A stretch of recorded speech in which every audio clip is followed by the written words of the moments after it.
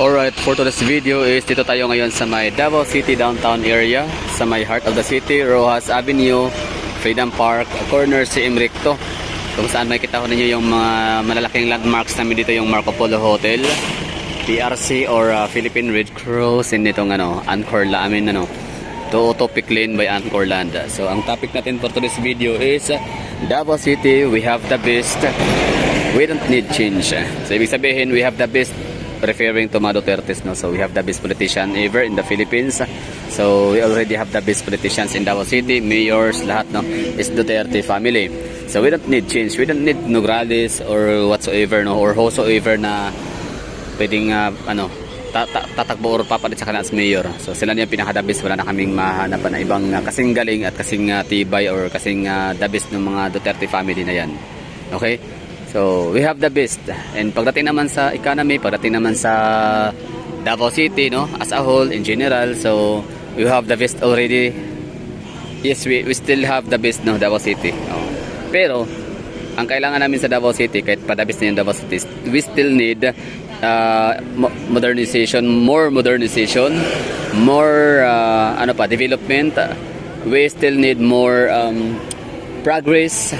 We still need more upgrade, no? Upgrade. Dapat upgrade natin yung Davao City. Like gusto pa talaga natin ng more growth, no? So need pa talaga ng mga taga Davao or ng Davao City na mas umasinso pa, no? Like hindi man natin siguro yan goal na malagpasan yung pinakamayaman na Quezon City sa Pilipinas, pero basta lang, focus lang kami in our own lane. Focus na ang Davao, hindi siya nakipagkompetensya ang Davao City sa kahit anumang city sa Pilipinas, pero na-inspired kami, no? Oh. Like meron kaming tinitingnan na inspiration, maaaring ang City of Manila ay hindi pala Quezon City na lang, wag na City of Manila, Makati City, Taguig, and Quezon City. Yan yung mga dapat talagang sundan, no, ang yapak ng mga economy nila. Well, napakayaman naman kasi talaga yung mga syudad na nabanggit ho natin. Pero Davao City, kita nyo naman consistently belong or pasok lagi sa top 5 wealthiest city in terms of GDP. So Davao City, we have the best, but we don't need change, but we need more progress, we need more improvements, no? Ganda ng Davao City, yung mga bata dito sumasayaw, nagdadansa, practice. So yung mga gadget nila, mga cellphone, andyan lang sa gilid-gilid, no? So wala silang tawag nito, kaba na baka manakawan or makuha or mawala yung kailang mga gamit.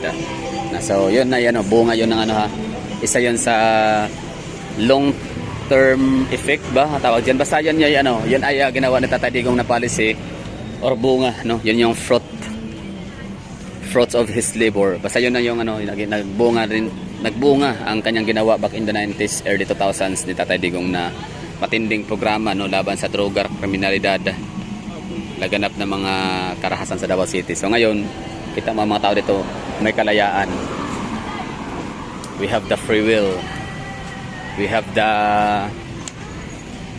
liberty na gumalaw ng komportable, walang pangamba. So Davao City in all aspects, meron na kami dito.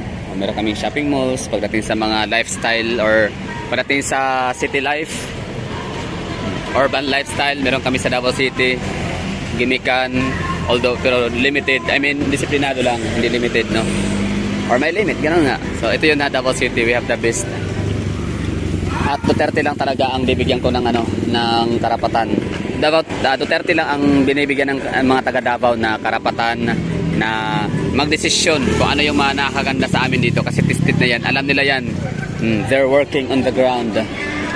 So alam nila kung ano yung pangailangan ng masa, ng taong bayan. Alam nila kung ano pangailangan ng mga madlang Pilipino, mga Dabawenyo. Kaya yung sila BBM, mga taga-national na wala naman talagang alam yan sa basic needs natin, mga pae pa lang yan, tsaka mga trapo, no?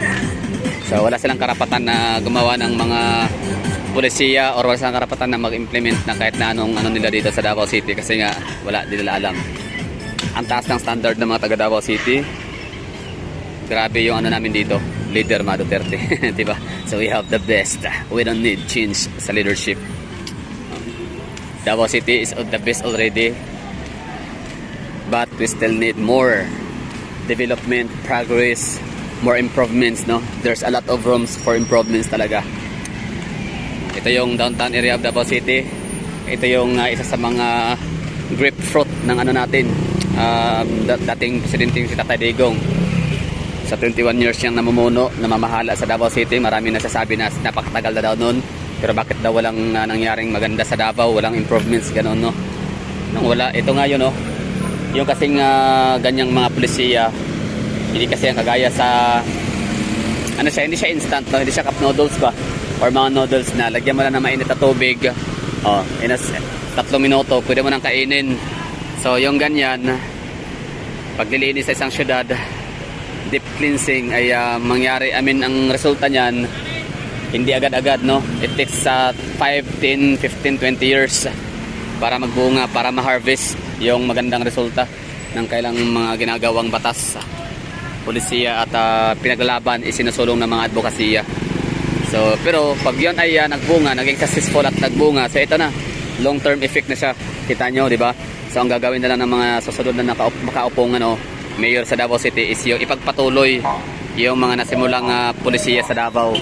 Ipagpatuloy yung mga rules and regulations, mga city ordinances, and yun, mag-ano na lang sila, upgrade na lang ng upgrade, improve ng improve, improvise na lang gagawin, tsaka yan, magdadagdag sila ng kung ano mang pwede lang idagdag na syempre over the time, habang tumataas yung panahon, lalong mas nagiging moderno. So syempre mag-a-adapt dapat na tayo. So ito na nga, kita naman natin dito si Basti Duterte, nagbili siya o ginamit yung pondo na, syempre pera natin na, hindi yung nagbili siya literal na pera niya, no? So since siya ang mayor, so siya ang bumili. Alam nga naman na si Kapitan, di ba? Hindi naman hawak ni Kapitan ang pondo ng Davao. So syempre it's Mayor Duterte, it's Mayor Basti Duterte ang bumili ng ng modernized bus. So for example lang yan, nasanay naman tayo sa jeep talaga dapat, no? Pero kita mo, alam niya na kailangan natin yun badly. Badly needed natin yung bus. So pagdating naman sa Coastal Road Junction to, alam din niya na badly needed natin yun. Kailangan din talaga ng mamamayang mga Davaoenyo, Pilipino, Mindanaoan na magkaroon ng tulay na yun na madadaanan na sana, para kahit paano mas madadagdagan, no, yung haba ng biyahe. Ay, ibig sabihin madadagdagan yung ilang minutong kaginhawaan ng mga motorista from south papuntang downtown of Davao. Pero dahil nga sa makatulong sana siya, pero hindi kasi ganun ang mangyari, na imbes na makatulong, nakakapagdulot pa ng hindi magandang resulta. May mga nadisgrasya pa, no? Pwede pang may madisgrasya, pwedeng may mahulog sa bangin, masagasaan ng mga bata, yung mga gano'n, no? Kaya hindi niya pinagpatuloy. So yun lang, pinag-uusapan natin dito na Davao City, we have the best, we don't need change, no, in terms of leadership branding. So it's Duterte family ang pinaka-the best. Wala nang makakabawi pa, or wala nang makapigil. I mean, wala nang makapagbabago doon sa kanila, or wala nang masihigit pa sa mga Duterte. So we have the best in terms of leadership. Tapos Davao City as a whole, okay din siya. The best na rin ang Davao kasi nga, biruin mo, nasa red spot ang Mindanao, ha, delikadong area. Nasa mga sa iba't ibang bansa, no, lalo na sa Europe, UK, gano'n, no. So nasa red alert, or ano ba tawag dyan, parang safe daw puntahan ang Pilipinas except sa island of Mindanao kasi sa mga kidnapuran, sa mga gano'n, no. Pero kita mo ang Davao City, siya, isa siya sa number 1 siya sa Pilipinas na pinaka business friendly city. Hindi tumatanggap ng mga padulas, hindi tumatanggap ng mga payola o komisyon, kickback, lahat-lahat wala, no. Kaya ang mga negosyante dito sa Davao City pupunta, mag-i-invest at masaya sila at kampante. Plus mataas ang purchasing power. Tapos yun, safety, basta maganda ang Davao City, kaya ito yumaman ng husto.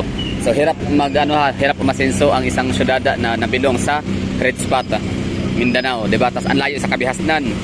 Grabe, from north to south, dulo to dulo, no? East to coast, south to south, north to north, east to west, nose to nose, lips to lips. Joke lang. Yun, ha. Bali, Davao City is the best. Yun lang for today's video. Matatapos atong vlog natin dahil sakay na tayo ng bus papuntang Panakan. So that's all. Thank you for watching. Ingat po kayo lahat dyan. So sa mga nanonood dyan, let me know in the comment box. Tama ba yung pinagsasabi ko dito na Davao City have the best politician already. We don't need change.